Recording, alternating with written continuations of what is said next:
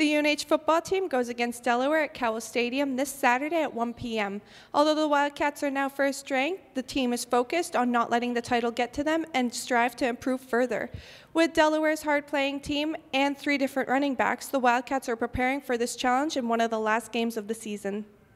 Good football team, going to be a hell of a test for us. 4-2 in the league, and they've played in some extremely tight games. They've won a couple of them. I think they have a guy pulling the trigger that when he's on is as good as anybody in the league, Trent Hurley.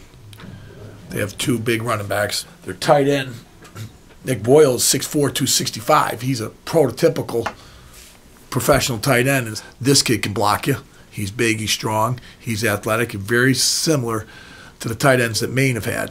We're going to see some run game up front, and they're gonna try to hit some big plays every now and then. So, we got to do a little bit of everything this week. We got to win the battle in the trenches. We got to get after the quarterback, and we got to tackle well. That's just on the offensive side of the ball. So we got to take care of things defensively that way. And then defensively, they got 2 guys up front, Salisbury and Woodson, that are just real big, strong, physical kids. And I think Woodson's in the top part of the league in tackles for loss, sacks. He creates havoc in there in a different way than Ochi did from Stony Brook. It's a little more physical presence. They're not really a big-time blitz. They only blitz about 17% of the time out of every game that they played. It's majority like a base front. They're secondary, like to play man. Quarterback Sean Goldrich is back on the field. He played last week against Rhode Island after being injured during the Richmond game on September 20th. You have a tough time because you don't make it a clear-cut thing that if a starter gets injured, he comes back as a starter because the other guy's playing so good.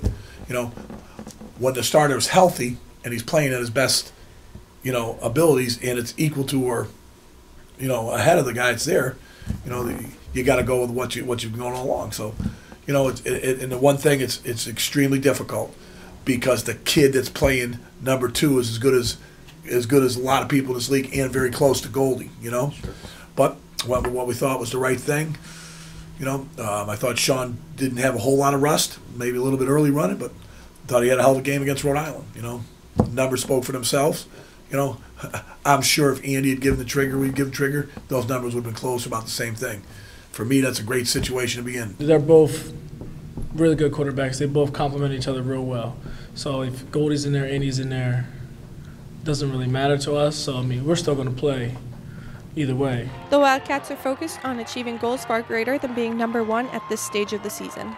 We still got a job to do Sunday all the way to Friday, and then, Friday or Saturday when the game starts, we got to be dialed in, ready to go. So we got to put the rankings behind us, and we really got to focus in on what truly matters, which is getting the W on Saturday.